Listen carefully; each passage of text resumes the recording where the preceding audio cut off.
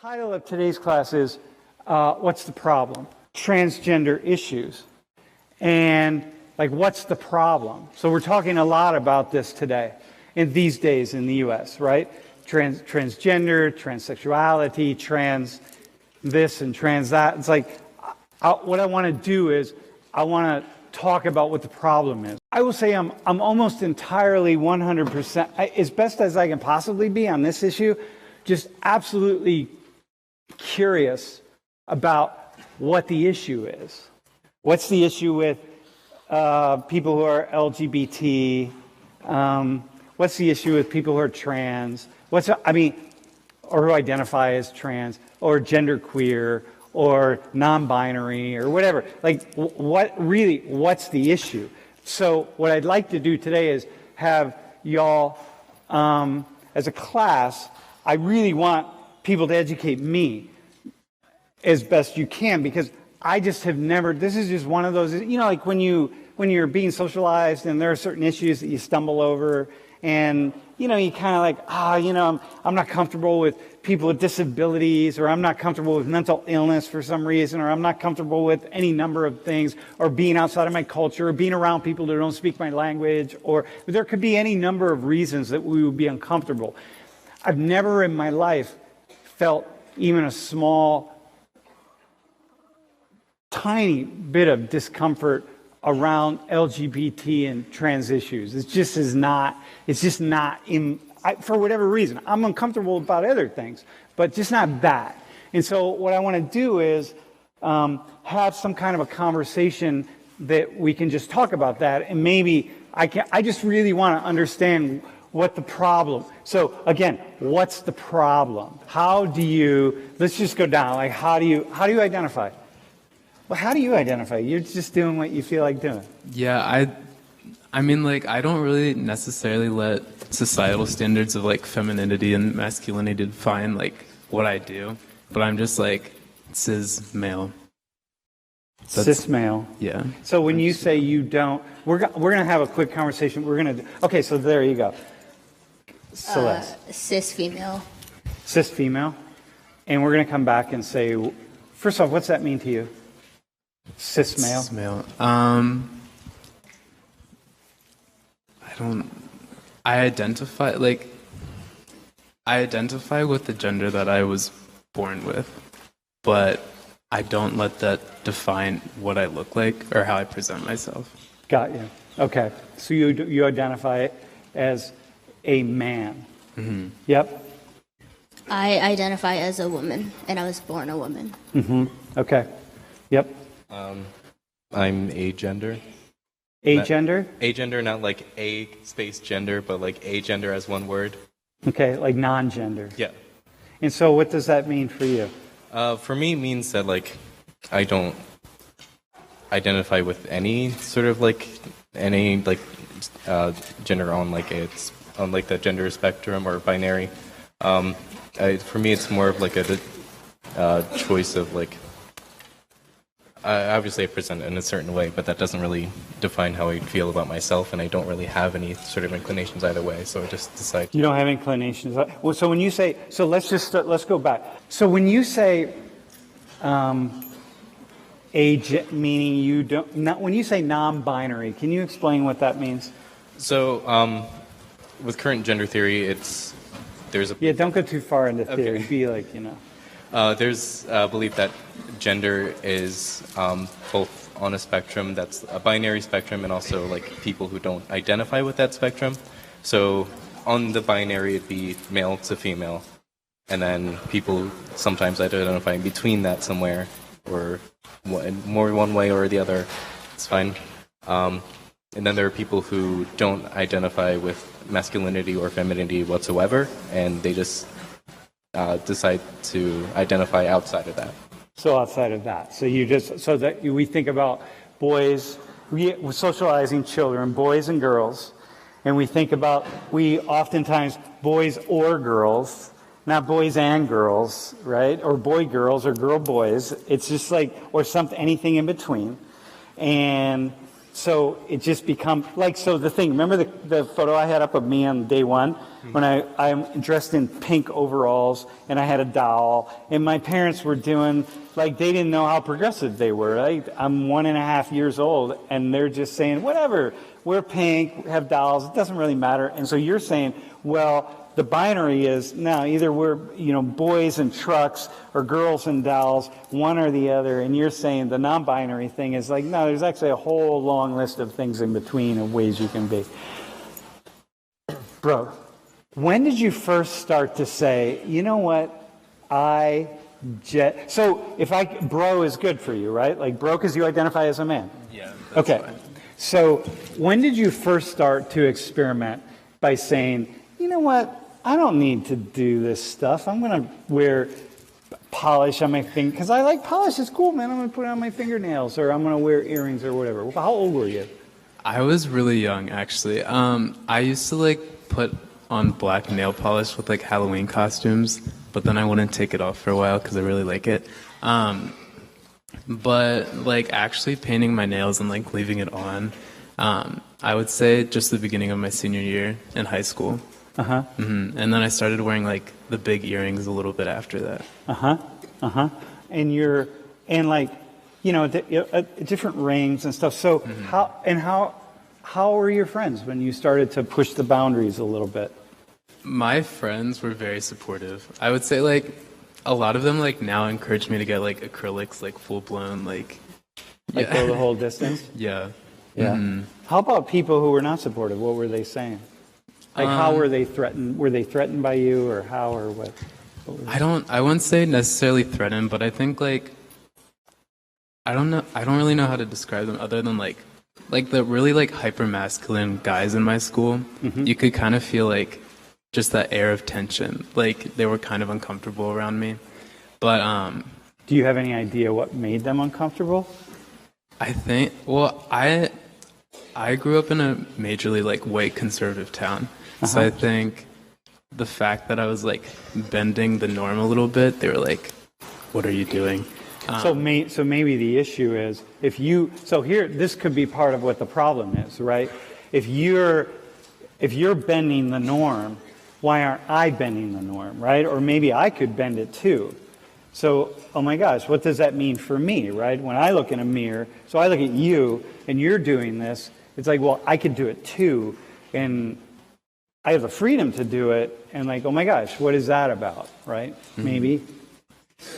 Yeah, I just like, I started doing it because it felt right. And I just kept doing it. Uh-huh. Yeah. But you identify as a man, and but you're attracted to women? Men. To men. Yeah. Okay, got you. All right. And your parents, how are they? They're fine. My family at first was a little bit like, they'll accept me as being gay, but they don't want me to be very feminine. And then they had to get used to that because I started doing all of this. Yeah, I got you. Cool. Dude. And it's just cool for you. You just seem so comfortable. I mean, when I saw you on day one, you're just you. You know what I mean? Mm-hmm. All right. So how about you?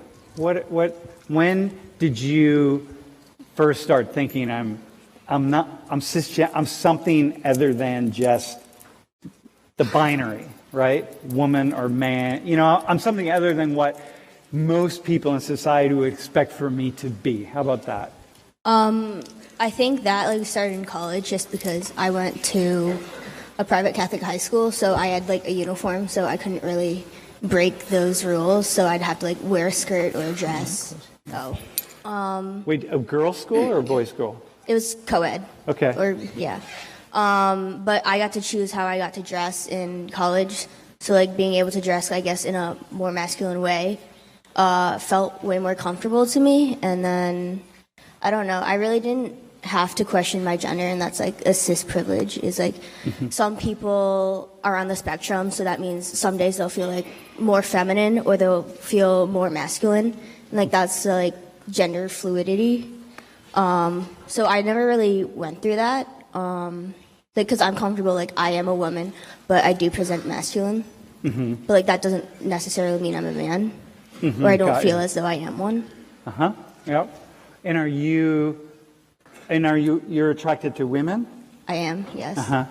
And have you always been attracted to women? I mean, has that ever been a question for you, or? Yes, because that was all I was taught. So like representation has been something that I don't have. So when you grow up in a society where like man and woman are like what you see as couples, and you don't see like queer couples anywhere, Yeah. then you automatically like you have this like set expectation of who you're supposed to build a life with. So in my earlier years, I basically didn't know there was another option, and that's because like there's no like queer education of any type. So I really didn't think that could happen.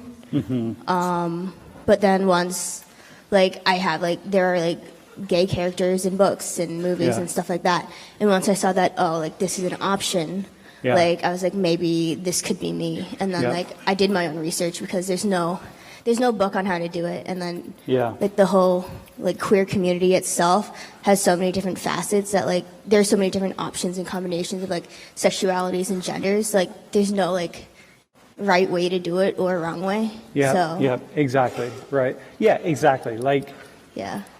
you know, it's just beyond comprehension. That's why all the terms and the ways of thinking, and even me asking questions, I'm like, I don't even know where to start, because what we have are three people who, all three of you are willing to say, look, there's a certain binary way of doing and thinking about this, and we're just actually going to kind of set that aside and do our own thing. And then once you start down that road, well, what are we talking about? Biology, culture, gender, moving, you know, like if you go back 50 years, we talk about like, take something like just being, like at Penn State University, my former neighbor who went to school here in the 60s, her thing, and she was a lesbian. She died now, but she was totally a lesbian. I mean, she never came out ever, even to the end of her life, and she finally said, yeah, if I was young again, I would definitely be with a woman, but at her time, she just wasn't, right? And she spent her whole life never being with anybody. But when she was in school here, if you were a woman and you wore slacks, you were definitively considered to be gender queering. They didn't call it that, but you were considered to be a lesbian. Like you were being a man. You were dressing like a man. You were acting like a man, just like not like a woman, let's say, right? So it doesn't necessarily mean, but you were somewhere other than being heterosexual female just by wearing slacks. And then people would treat you like that, and it would go that way, and like, oh, okay. So there's a way in which these things also change with the times, you know. How were you when you first thought, hang on a minute, I'm not sure that this is did you say that, or did I ask you that already? So I was like 17, so like my senior year of high school. 17 is when you first said, well, I may not be with a guy, or I'm not attracted to guys? Yeah. It was Yeah? really late. Well, religion played a big part in that. Yeah. That just seems kind of a little bit late, right? Would you say that? Kind of, but then there are also like people who are 50 who are trying to like Oh, figure dude, that my out, former too. neighbor was in her 60s when she was really just coming out. You know there's what I like mean? So, never a too late type of thing. Yeah, because exactly. like there's like this saying like gender is fluid, so Yep. it changes throughout your life. well, no, but I say that with you because because you're part of an organization on campus that's really active, right, on trans issues and so on, right? What's the name of the organization? Cutie POC, which is queer and trans people of color. Okay, queer and trans people of color. So you seem really comfortable. So you just seem like someone who probably would have been earlier than 17, been thinking about, you know what I mean, thinking more about but I don't know, you know, again, that's just in my head. Like I'm just going by the hundreds and hundreds of people. Okay, how about you, man? When did you first have the idea that, you know what, I think I'm not a straight man? Well, the sexuality part came in a lot earlier. I was around 15. Honestly, I think I'd link it to my friends coming out as trans, and that made me start questioning like gender and sexuality as a whole, and then starting to realize that, hey, I might be somewhere in here. And And after Wait, so your friend came out as trans? yeah, two of them. Two? Mm-hmm. So F to M or M to F? Both of them were FTM. So F to M means female to male. And did they move forward with testosterone, with surgery, anything like that? Did they go that far? Both of them Already? have started. One started fairly recently, actually. Uh-huh. Okay, so that means now, so what happens with you is, here I got these two friends, they're actually saying, you know what, I feel like I'm actually not a woman, I'm a guy, and now that opens a whole palette of possibilities up, and what I'm hearing you say is, like, whoa, so I just actually entertain, well, what about me? Mm-hmm. Which most of us, some of you maybe are doing right now simply because we're having this conversation, but most people don't take the opportunity to ask that. Okay, so go ahead. So you, how old were you? I was around 15, and Okay. that's when I first started questioning my sexuality. When it came to like my whole gender mess, that started later, like when I first started college. For me, that was more of like being agender. Like I said, I don't really have any inclinations towards anything, and that sort of came from learning about different cultures, like Native Americans and their two spirits, and I think I forget where they're from, but the Aliha, which if they're basically like transgender people from South America somewhere. Yeah.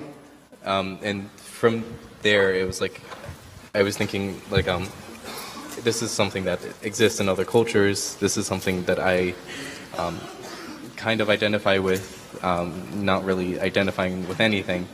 And although it's different because Aliha and Two-Spirit are different terms. All right, so let me ask you a question, Mon. But you don't, so you say agender, meaning like non-gender. And when we talk about gender, y'all, we're talking about sociology, the things that we learn, the sociological sort of factors and forces that we apply to our bodies, which we divide between male and female, though many people are in between. And not only are many people in between, but we can change one to the other. And not only that, it's not just so clear what's male, female, right? Like, what is it? Like, what's it really mean? But nonetheless, gender is what we sort of, as a society, we start to apply to that people with these bodies, they dress and act and talk in this way, and people with these bodies dress and act and talk in this way. And, you know, again, most cultures in the world actually have a third gender and a third sex. But you say you're agender, but do you ever do anything that would be more typically female? I mean, I do dress in varying ways. I mean, for me, my gender expression has nothing to do with how I feel in terms of gender. Got you. So you could be like so the fact that you and I are dressed very similar doesn't mean that you feel, but I feel like I'm very, very masculine. Yeah, I mean, they're not like boy clothes or girl clothes to me. They're just clothes. Yep, I got you. And Celeste, do you feel like that? Kind of, but like because society has put gender, or like they've put like feminine and masculine in such a box, and like when you go into stores, like one side is for women, one side is for men. Yep. So like a lot of people like to say like gender is a social construct and stuff like that. But, like we have really like created like boxes in which like we see clothes to one gender, when in reality like it's not that way. Like anyone can wear whatever they want, but because of like the social expectation of what we see as gender or masculine or feminine, we have to be in that box. And then when people go outside of that box, like when a guy puts on a skirt or a dress, or a girl just wears like a suit to like a dance or something, they're seen as like freaks or something, when it's really like it's not that deep. Yeah. So like when I was, for example, in 5th grade, I dressed up, I went in drag to my school. My cousin and I both went in drag, and we were really serious about it. We didn't just like throw a dress on and go. Like, no, we really were. We went the whole distance, and wearing a dress doesn't mean you're a woman, right? I mean, it's not necessarily female, et cetera, but we just went the distance in it. And I thought, okay, I could do this, right? It's not in me to do that, but I could.